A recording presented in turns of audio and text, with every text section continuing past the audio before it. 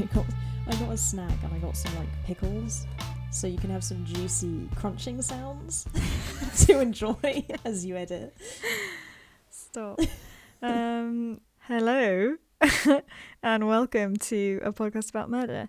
I'm Freya and I'm here with Jem as usual to spend some time with you discussing some true crime. Jem, are you ready to talk about murder today? I am. Then let's get started. Today we're talking about another serial killer, one I wanted to discuss for a while on the podcast, and it's another one of those landmark level household name cases in the UK, and this is the murders committed by Harold Shipman, Dr. Harold Shipman, from 1974 to 1998. Just a warning that this episode contains themes of medical malpractice and elder abuse. So if either of those issues are particularly troubling to you, then it's your choice to give this a miss. Now, if you haven't heard of old Harold before, you need to know that he is Britain's most prolific serial killer and one of, if not the most prolific serial killer in recorded history. The findings initially of the Shipman inquiry, which was an investigation brought by the British government into the case, concluded that Harold's number of victims sits at a minimum of 215 people over 23 years or so, with a later report finding a larger estimate of 250. 250 people. Like that's an absurd amount of people. It's obscene. How often do you hear a number like that? Like, you think about the big guns, like Jeffrey Dahmer, Gary Ridgway, Ted Bundy. And, don't get me wrong, killing 12 people, killing 15 people is, absolutely unbelievable. And it's, completely shocking. But when you read 215 to 250... But it's also, over 20 years. Right. How does that happen for so long? And you think about how every single one of those is, an individual person with a complete life surrounding them, a family and everything else. It's really hard to comprehend that number. So the reason why it was probably possible for Harold Shipman to commit so many murders in this space of time and to remain undetected for so long is that he was a killer in the poisoner category. He was a doctor who used his position to kill, and his method of killing, along with his privileged position and access to vulnerable people, allowed him to remain well concealed. The thing is, it's because I know some of the details of this case, not many. So I understand how it's inconspicuous. At the same time, after a while, wouldn't you be it's kind of weird that so many people you come into contact with this guy? That's exactly it. After a while. But a while was 23 years. Well, that's the thing though, because if you think about it, that's 10 people a year, which if you do it one a month, would you notice a pattern? This is the kind of case where the terror isn't in the violence of the killing. It's the hidden nature of the person this person who's supposed to be caring about you. Like the wolf in sheep's clothing kind of aspect. He's the trusted person. He's hiding in plain sight, and that's what makes it really scary. But it's someone that you're dependent on. Yeah. Even. Yeah, you're completely helpless even at the feet of this person, which is actually very, very scary. And as I said, Harold Shipman is not only Britain's most prolific serial killer, but he's actually considered by many to be the most prolific modern serial killer ever. So the USA gets the rap for being the worst serial killing nation, but take that USA, rule Britannia, am I right? But then who's up there with him? Who else is killed on this scale? I've got a bit of that later that I'll get to. Okay, we'll save that for later. So we're going to start off with a bit of background on Harold and how he started out in life to try and get an understanding of just how you end up this absolutely and truly screwed into oblivion. Harold Frederick Shipman, he was actually known as Fred or Freddie as a child, was born on January 14th, 1946 in Nottingham, England, to working class parents. He's another one of those middle name people. Yeah, those middle name people like me. I mean, I'm looking at you. Outcasts, social pariahs, the middle name people. His father, also named Harold, was a lorry driver, and his wife Vera had 4 children, of which Harold was the second. The family were devout Methodists. Harold was said to be really close to his mother, Vera. Vera was said to be very dominant as a personality. She was sometimes difficult to deal with. She was an intense person, and you do hear that sometimes in the early lives of male serial killers, this intense mother relationship. A lot of the time, actually. Harold was Vera's favourite child, and she instilled in him a feeling of personal superiority. Yeah, but that's the thing. It's like they're always one of many children, but they're the favourite. And that would come to be a major aspect of his personality, this superiority that his mum encouraged. The arrogance Vera encouraged in Harold would be a major barrier to him socially. It would lead to him having difficulty forming friendships and becoming isolated. He achieved adequate grades, but he excelled in sports, rugby, distance running, and athletics. His peers, if they remembered him at all, remembered him as a loner who kept to himself. Vera's diagnosis of terminal lung cancer would come as a huge upheaval to Harold in his teens, as it would to anyone. Harold stayed by her side every day after school, watching as her illness wasted away her body. As Vera began to receive palliative or end-of-life care, a doctor would visit the home to alleviate her pain by administering morphine. Young Harold would witness his mother being relieved of her pain in this way by the doctor, and that experience would come to be important in many of his life choices, which we'll come to later.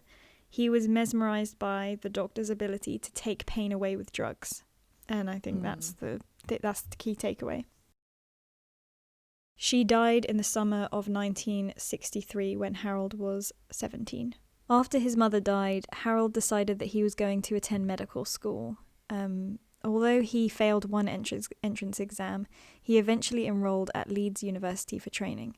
Now 19, Harold would meet his wife, Primrose May Oxterby, who was 17, as they travelled on the same bus route to Leeds.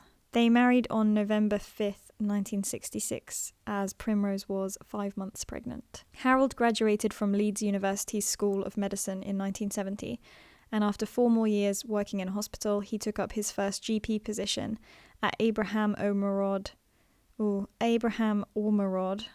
Medical Centre in Todmorden. God, these places. Where's Todmorden? A market town outside of Leeds. He was now 28 with 2 children. The Shipman inquiry would describe the adult Harold Shipman as a man with few friends, just as he had been as a child and teenager. He was conceited, he was arrogant, and he could even be aggressive and rude to other people. The reports noted that these... Go on. But then I'm wondering, because he how did he so pass bedside manner? Yeah, but also how did he, I guess she's a bit younger than him, but how did he, even strike up a conversation with this girl and convince her to marry him? I think part of the marriage was the fact that she'd become pregnant. It's still kind of a long time ago, so that's still kind of a little frowned upon. So, I don't know. But women have been marrying terrible, terrible men for a long time. Yeah. The reports about Harold as an adult noted that these traits could have been a kind of cover-up for poor self-esteem, and possibly the overhyping his mother had brought him up with had caused a deep fear of being inadequate. The reports also stated that Harold had a deep hatred of people he thought were less intelligent than himself. He struggled with authority. He was seen to unnecessarily challenge those who were above his rank. He was even said to have argued with speakers as they gave lectures when he disagreed with what they were saying. Which is pretty extreme. In the medical realm as well. It's not a debatable subject, really. He went out of his way to belittle and embarrass other people, yet with patients, he had a gentle bedside manner that encouraged their trust. So already you can see that he has a character that he can switch on and off. Yeah. And he can establish trust with people when he wants to, quite easily. Yeah. So which he's makes got the whole that thing of he's compensating for feeling inadequate kind of bullshitty to me, because it's yes, that could be an element of it, but he's very clearly capable of not being a dick.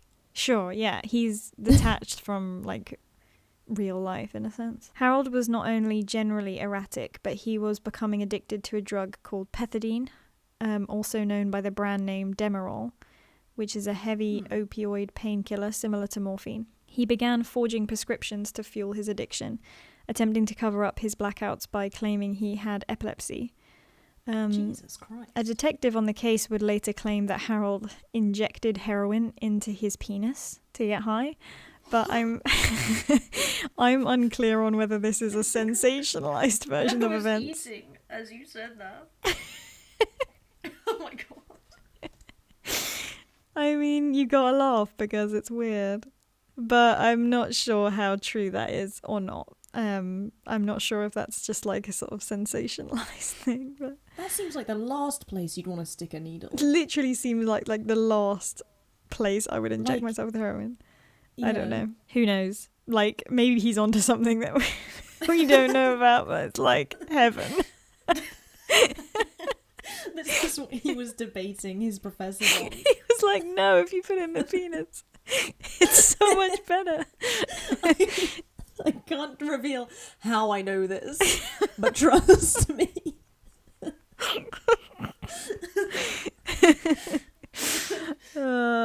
Okay, let's move on from heroin and the penis. Harold's first victim is believed to have been killed during this period while Harold was working in Todmorden in 1975. Eva Lyons was due to turn 71 the day after her murder. That same year, colleagues at the practice discovered Harold's secret drug addiction and he lost his job. He went through a rehab program and moved to Hyde, a town in the Manchester area. But Harold wasn't struck off for this. I don't know if this is a phrase that's used in other countries, but in the UK, when a doctor is prevented from practicing by the General Medical Council, which regulates doctors, we call it being struck off. And 2 years after his little indiscretion, shall we say, which cost him around £600 in fines, he rejoined the medical workforce as a GP at the Donnybrook surgery in 1977. In the 70s, you could just get away with anything. Literally. It was not required for any employer or any patient to be informed that Harold had a conviction, which is, you know, I'd like to know. Yeah. If my doctor had a conviction like that. Although some of the staff at Donnybrook found Harold to be arrogant and unlikable, he worked up a reputation for being hardworking and for being trusted by the patients. And so he was able to get along with colleagues enough that he would stay working as a GP in Hyde for the next 20 years. During that time, he killed 71 patients. Was he still doing drugs at this time, or is he like I'm going to go ahead and say he was definitely doing drugs because, like, I mean, he's now started killing people. I find it unlikely that he's like, yeah, I've given up the drug habit, but I've moved on now to, like, humans. I'm sure he's, like, still doing drugs. I mean, he learned. You only learn from that experience, don't you? He's just learned how to hide it better. Exactly. It's obviously not going to be possible to talk through 215 to 250 murders. Especially when most of them don't really have that much information on them that's out there, like, specifically. So we'll talk about the modus operandi of Harold Shipman in general, and then we'll move on to the discovery of his crimes and the trial. Most of Harold Shipman's victims were found sitting upright in a chair. There would be nothing unusual about the way they were positioned, but they would be fully clothed, and they were all at first assumed to have died of natural causes, but they hadn't. Their doctor, who they had trusted with their care, had murdered them by giving them a lethal dose of diamorphine, which is to say heroin for pharmaceutical use. He would request large amounts of this drug in the name of his patients. It's said he obtained enough diamorphine in the name of one patient to kill 360 people. Jesus Christ. So this wasn't a difficult thing for him to obtain. Was letting this happen? I know. After murdering a patient, Harold would concoct a plausible cause of death to cover up the crime. Sometimes he would even pretend to call the emergency services for help, and he would then alter the medical records to fit with the death that he'd stated. So he would actually go back and change what was on their chart to make it seem more likely that they would have died that way. As a final way to cover his tracks, Harold then convinced the grieving families of many victims to cremate their loved ones, destroying any potential evidence of what he'd done. And he would also continue to collect their prescriptions after they died. So when you said about, is he doing drugs? I mean, yeah, probably. Yeah. But then my question here is like, who... I guess it's like they know that it's someone that their loved one trusted. At the same time, I wouldn't be like, oh, my like grandma's doctor says we should cremate her, so I'm sold on that. Like, if I had strong feelings about it either way, that wouldn't be what convinced me. A few of them were buried, and that will come back to haunt him, but many of them he was able to convince them. So I guess that would be the people that didn't have a strong feeling about it either way. He was able to kind of convince. Harold Shipman continued to take lives in this way unnoticed for over 2 decades, enacting again and again a bizarre, twisted version of his mother's last days, receiving morphine to ease her pain as she died of cancer. Around 80% of his victims were women, and most were elderly, like Anne Cooper, who would be his oldest victim at 93. So you would say that in some ways that reminds you of that his victim profile resembles his mother in a sense. Bit older than she would have been, but yeah, that's what I was gonna say. But an incapacitated older woman. I guess also maybe the age that his mum would be. Yeah, had she not died. That's a possibility as well. That's actually a really good point. I hadn't thought of that. But he didn't have a strict victim profile because his youngest victim was a 41-year-old man by the name of Peter Lewis, and he's also suspected of having killed a child of 4, but it's not confirmed that was a definite one. But so I feel like there's still like an opportunistic streak there. By March of 1998, Harold was doing well for himself. He had founded his own practice in 1993, and he was a respected member of the local community, very popular among his elderly patients. His conviction in the 70s was basically completely buried. He now had 4 children with his wife, Primrose. But the high rate at which Harold's patients were dying and the similar manner in which they were found, seated in similar positions, was no longer going unnoticed. There are several slightly conflicted stories about how the story began to unravel and who exactly first raised the alarm, but it's known that Deborah Massey of Frank Massey and Sons Funeral Parlour expressed concerns to Dr. Linda Reynolds from the Donnybrook surgery where Harold had previously worked. Linda, who was herself worried about the number of cremation forms Harold was signing, in turn passed this on to the coroner for the South Manchester district, John Pollard. Wait, is he in Manchester? No, he's now working in the Manchester area, yeah. But so it's like presumably quite a small community. Yes, I think so. I mean, he works outside of the city for sure. Like he works in a sort of more rural area or suburb, you might say. But according to some sources, it was another local undertaker who first became suspicious of Harold.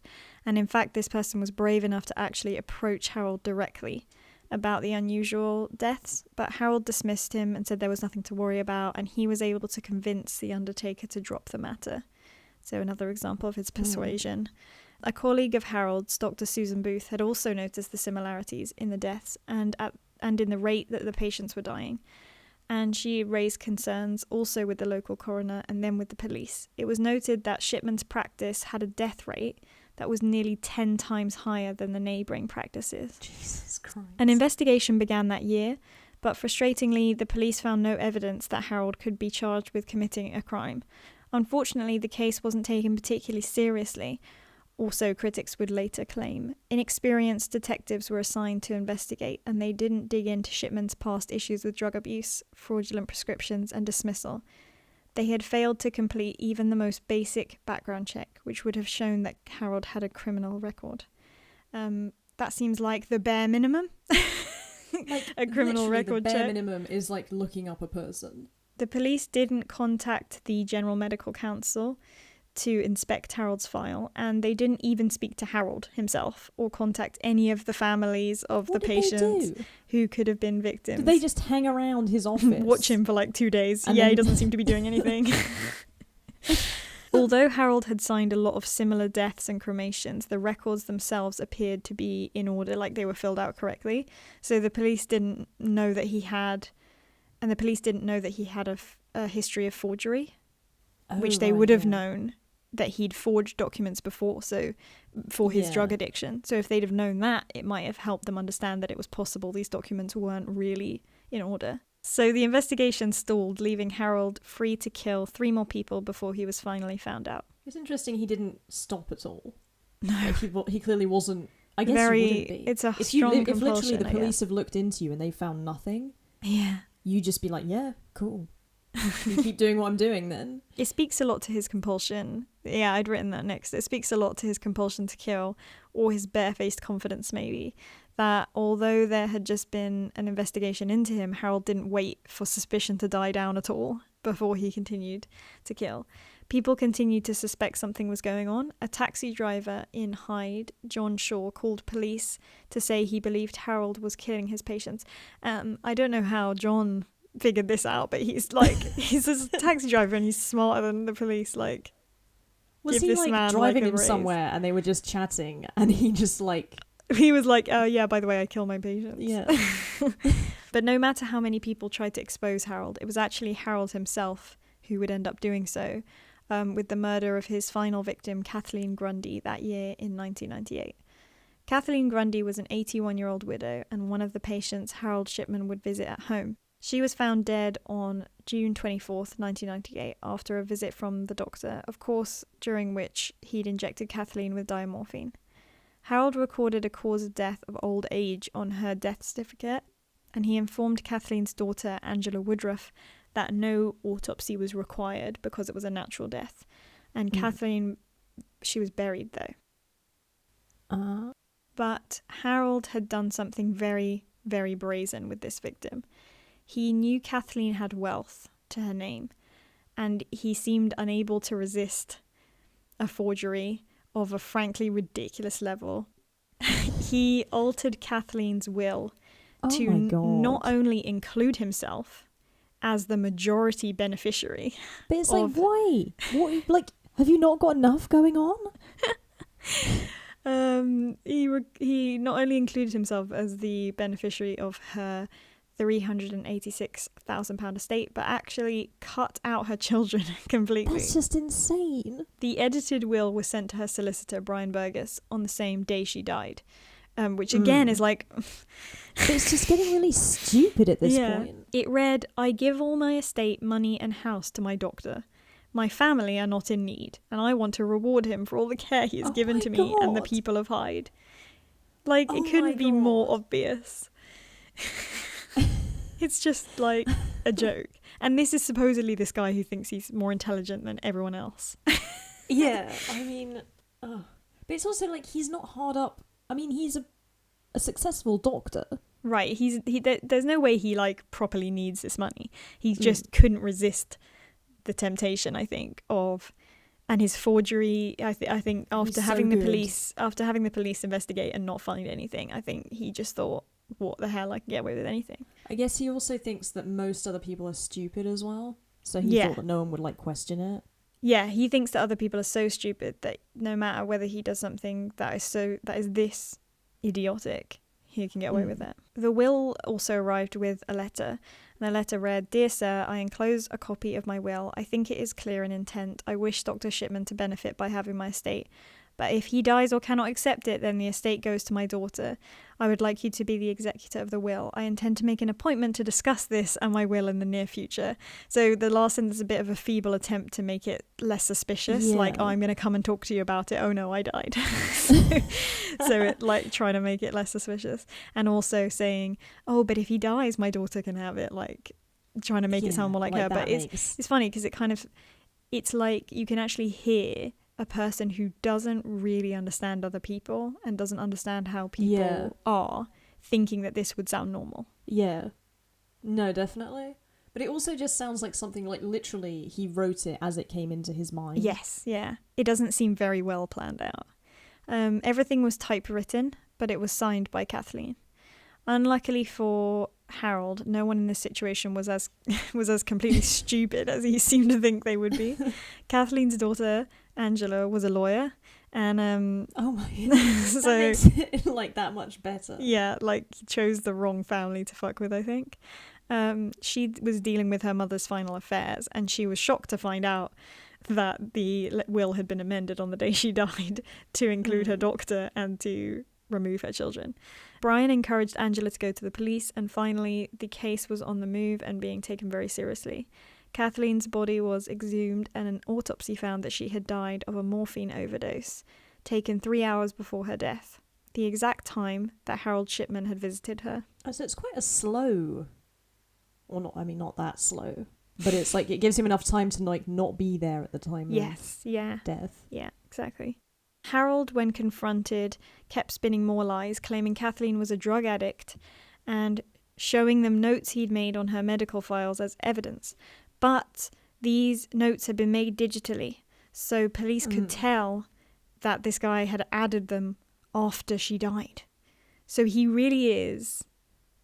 he thinks everyone is so dumb. That's my only explanation. I guess it's also like he can't keep up with the times, I feel like. Yeah, maybe like he doesn't back in the understand. Day, he was that a real they smooth criminal. Yeah. And now it's like, no, we can see that you've edited this document like 2 hours ago. This was edited just before you arrived. On September 7th, 1998, Harold Shipman was finally arrested. The nail in his proverbial coffin, a fingerprint found on the will, matched him. So, I mean, there was no possible room for doubt there. Yeah. Police were sure that this was not Harold's only victim, and as the bodies that were not cremated were exhumed, the pattern of diamorphine overdoses and death certificates with fabricated illnesses began to emerge. There were 15 bodies that police could physically prove had been killed with diamorphine, and so those were the murders that Harold was charged with when he appeared at trial on 5th of October 1999. They were Marie West, Irene Turner, Lizzie Adams, Jean Lilly, Ivy Lomas, Muriel Grimshaw, Marie Quinn, Kathleen Wagstaff, Bianca Pomfrey, Nora Nuttall, Pamela Hillier, Maureen Ward, Winifred Mellor, or Meller, Joan Mellier, and Kathleen Grundy. All of these women died in a 3-year period between 1995 and 98. The trial lasted until the end of January 2000. Deliberation took 6 days before a jury arrived at a guilty verdict. He received a sentence of 15 consecutive life sentences with a recommendation. I thought you were going to say 15 years, and I was like, that is shocking. Yeah, he's out. He's coming to you. With a recommendation never to be released. So in this country, you can not, like, in America, they can put you in prison. They go just like, it's life, without the possibility of parole. But for us and in Canada, it's a bit more like a suggestion. It's a bit more like the sentence is a maximum of 25 years. But the recommendation is that you shouldn't come out, probably. So they're going to review it at the 25 years and see what's happened then. He also received charges for the forgery of the will, 4 years. Home Secretary at the time, David Blunkett, formally agreed to the recommendation that Shipman would never be released in 2002. Comically, Harold Shipman was then struck off by the medical council, which is just kind of funny at that point. Like it wasn't fucking obvious. Like it's like, yeah, you're definitely struck off now. Shipman remained insistent that he was innocent. In prison, when encouraged to talk about his crimes, he would become emotional and tearful but would refuse to speak. He disputed the scientific evidence, as did his wife, Primrose, who attended court in support of him. She continued to visit him in Wakefield prison and to write loving letters to him. So she didn't seem to... I guess she believed him. But, like, do you think he believes himself? Like, do you think he genuinely thinks that he's innocent? It's so interesting. It's such a weird one, because I couldn't say what's going on. And he's never given like more information. Like he won't say to anyone. So it's a weird one. But on January 13th, 2004, Harold Shipman was found hanging from the window bars of his cell by bedsheets the day before his 58th birthday. So we'll never know like more about it from him. Some victims' families expressed their disappointment, which is interesting considering what we were saying in episode 2 about, you know, the death penalty and what's the most appropriate punishment, because these families were saying that they felt cheated. They felt cheated out of the justice of seeing Harold spend the rest of his life sitting in a cell, rotting away, and the chance to get a confession from him that could bring them some emotional closure in the future. So the whole time he's just denied everything. Yes, and then his final sort of, it's almost like a final fuck you, is like, and I'm not going to follow your fucking... So it's not like there's no suspicion that someone else did this to him? No. The British public were divided between those who celebrated and those who were frustrated as Shipman's suicide. Though, so, you know, it's still that kind of thing. And of course, our great British tabloids summed up the divided mood as usual. The Sun ran the headline, "Ship, ship, hooray!" What?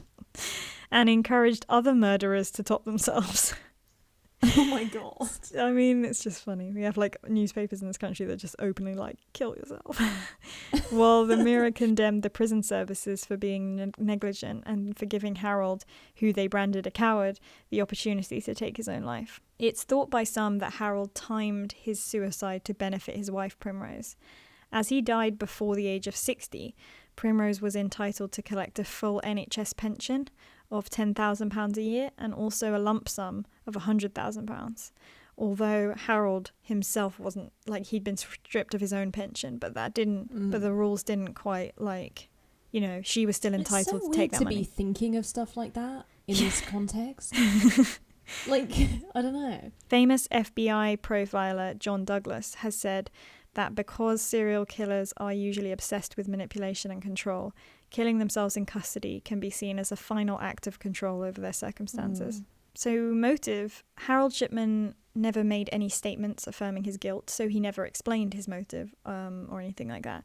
So in his past, I see a trauma that many people experience, like you said, losing a parent it as not a slightly older age, but still at an age where you wouldn't expect to lose your parent. Yeah, of course. But it's something that many people do experience and go on to live a normal life. Yeah, no one else is out there killing people. And like injecting heroin into their penises. But 17, like I get, you know, late, it's an intense time in your life. 17. Yeah. It's like the last thing... it's the last thing anyone needs, but I feel like especially at you 17 need you've got guidance so much going from your on. parents at that age, I think. But I don't see, like we do in so many other serial killing cases, a particularly bizarre home life that's filled with something like violence or verbal or physical abuse, neglect or trauma. But there's that intense relationship with his mom that definitely contributes. But again, that's like, I guess that's why the reaction to her death is so extreme. But other than that, it's not necessarily abusive. No. Motive was part of the inquiry conducted by Dame Janet Smith, and she wrote in her report that, quote, "I regret to say that I can shed very little light on why Shipman killed his patients. There is some evidence that he is an addictive personality, and it's possible that killing was a form of addiction. She studied his life in detail for a year and chaired the inquiry, which resulted in 6 volumes of reports, the first of which was 336 pages long. Oh my god. But she didn't provide a motive. Obviously, there was financial gain involved with his last victim, but most cases there was no gain in that sense. I feel like otherwise people would have noticed sooner. That aspect to me seemed like it was just like a nice bonus. And on the last one, like it was just like, yeah, well, I mean, she's wealthy. Like, why wouldn't I try? Yeah. He doesn't have any empathy. He's getting bolder and bolder, so it's something that he can just do because he's just smarter than everyone else, you know? Like, it's just like, yeah, well, I can just do this, whatever. It's like, it's not something that's a motive. It's more like, that's a nice add-on. Yeah, I don't see it as like, I mean, at this point, I don't think that's what's like... driving him to like kill this woman. For motive, I do think the way his mother died is extremely important. It reminds me of Dennis Nilsen, the serial killer that we covered in our very first episode, seeing his grandfather dying from being at sea and somehow creating this weird like, I don't know what to call it, but it's like a block in your head that you can't get past. Yeah. So it's like they see this important person in their life die in this certain way, and it's so traumatic that they just become like stuck in that moment for the rest of their life, trying to like replay the scene through whatever murder, trying to make sense of it, I guess. Because didn't he, like, wasn't his grandfather laid out for a while or something? And he that saw was what him was in also weird about it. Yeah, it was like they had he just had a weird relationship with death and stuff like that, and he sort of like mingled it with like the love that he felt and the loneliness. He was also very young. Yeah, right? Really young. He was way younger than... Oh yeah, he was like Shipman. 6, I want to say, maybe a bit older. But yeah, but it's like an attempt to replay the scene. It's like an attempt to control the situation. It's like an attempt to get over it, but they can't get over the line and start like moving forward. Because you're just sort of stuck in this loop of... Yeah, I don't think it's the case for all serial killers, but I think it's something in their past. They're coping with it by becoming the aggressor in the scenario. And like Dennis Nilsen is like, my grandfather who I loved went to sea, died of a heart attack. The sea took him metaphorically, and like now he starts killing people, and a lot of the time he's using water or he's choking them. So it's like, I am the sea. You know, like... It's also like you can't hold any person accountable for his grandfather's death, and then him trying to be a controlling force of death.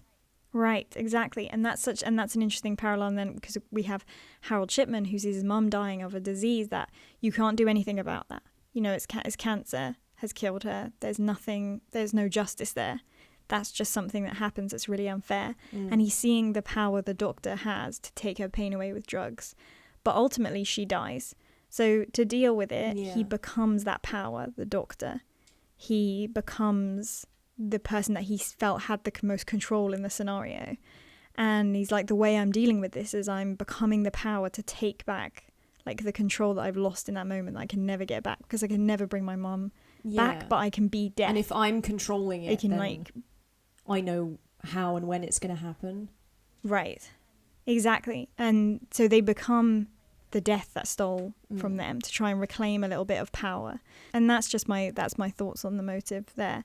It's a psychological motive as opposed to a true motive of gain. As like we've already pointed out, like once it becomes a habit, and he's got he's got a problem with addiction. Once it becomes a thing, once it becomes something you can just do, it would just like take on this whole scale of like, it's just a part of your life now. Like injecting heroin into your penis.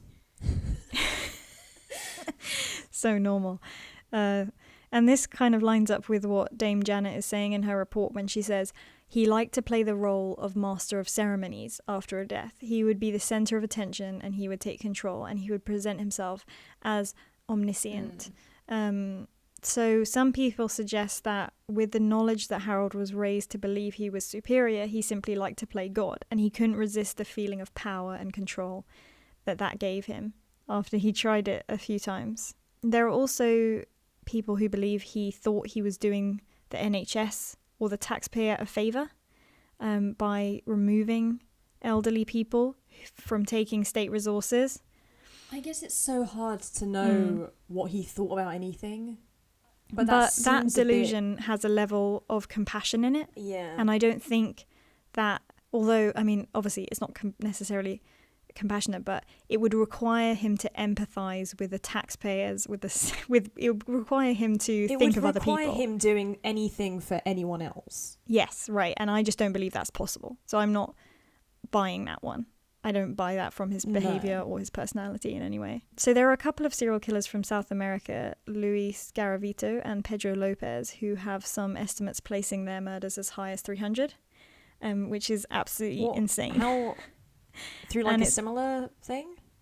No, it's more insane because those were directly violent crimes. Jesus. So you just can't believe they got away with it, but you sort of can in context, but maybe that's another story perhaps for another time, but they have estimates of 300 or even more murders, but they aren't confirmed. Their proven victims are still at, like, I won't say they're only, but they're at 138 and 110 in confirmed murders. Mad. So they aren't even touching Harold, though. Yeah. To be fair. And the thing is, Harold actually has his own highball estimate, which is somewhere around 450. The highest number I found that was attributed to Harold Shipman was 459. But Dame Janet Smith's inquiry concludes that we may never know the true scope of Harold Shipman's crimes, and experts believe he could have started killing at a much earlier stage, possibly as soon as he obtained his medical license. It's like, how do you just start something like that? I guess in a way it's easy because it's such a non-violent death. It's quite easy to sort of slip into that habit, especially if you've got a problem. If you're injecting yourself with drugs. I don't know that it's easy. No, but it's like if you're already injecting yourself with drugs, injecting others with slightly more drugs isn't too far of a step. Right. The Harold Shipman case had a lasting effect on medical practice in the UK. The Shipman inquiry exposed many failings in standards of monitoring and regulation in medicine, from lax controls on drugs to poor monitoring in certifying deaths and cremations. The Shipman inquiry reports made a number of recommendations, and the government's subsequent plan of action adopted many of the proposed reforms. These included changes to the coroner system, better controls on the usage of drugs like diamorphine, improvements on the death certificate process, and changes to the way doctors would be monitored.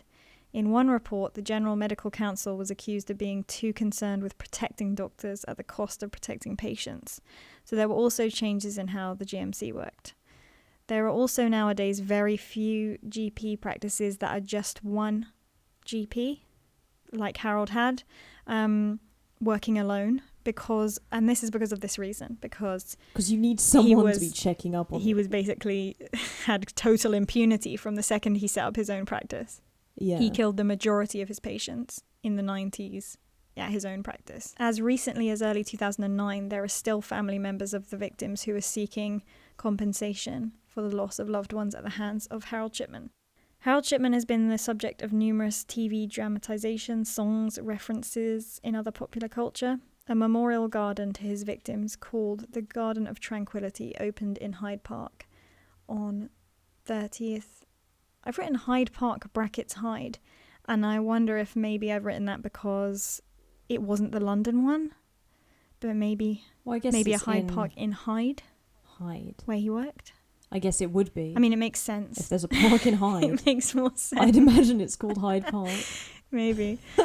On 30th of July 2005 is when that happened. So that's it for the case of Harold Shipman. That's a big one.